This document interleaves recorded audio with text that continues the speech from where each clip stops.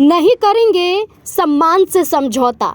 ये शब्द थे चिराग पासवान के, ये शब्द थे चिराग पासवान की पार्टी के।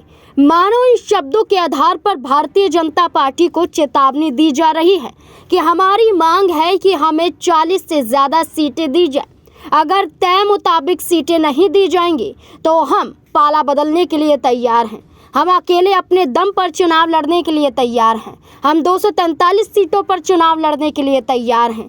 पार्टी की तरफ से बड़ा इशारा दिया गया। एक और बड़ा इशारा दिया जा रहा है, जहां सीटों की मांग अभी पूरी नहीं हुई है तो वहीं दूसरी तरफ उम्मीदवारों को लेकर चर्चा शुरू हो गई है। जी हां, आपको बता दें कि बिहार विधानसभा चुनाव में उम्मीदवारों के चयन को लेकर लोजपा रामविलास की प्रदेश संसदीय बोर्ड की बैठक बीते दिनों हुई।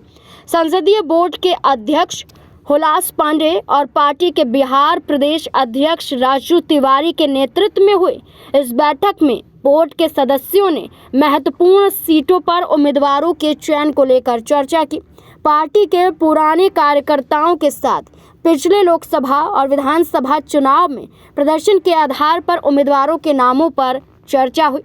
लोजपा रामविलास संसदीय बोर्ड के अध्यक्ष हुलास पांडे ने कहा कि पार्टी के महत्वपूर्ण सीटों पर उम्मीदवारों के चयन को लेकर बैठक की गई।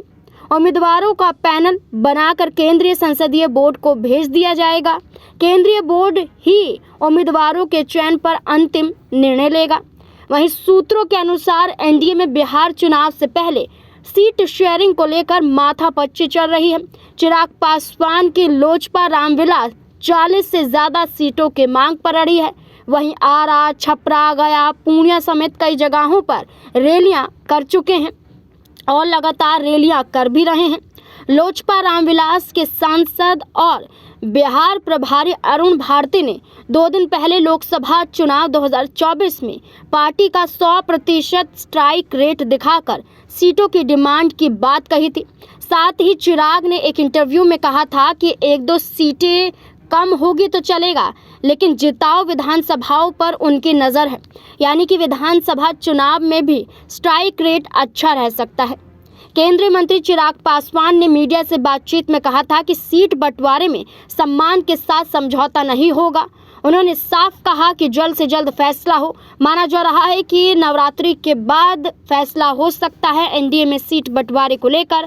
अब देखना होगा कि चिराग पासवान संतुष्ट हो पाते हैं या नहीं।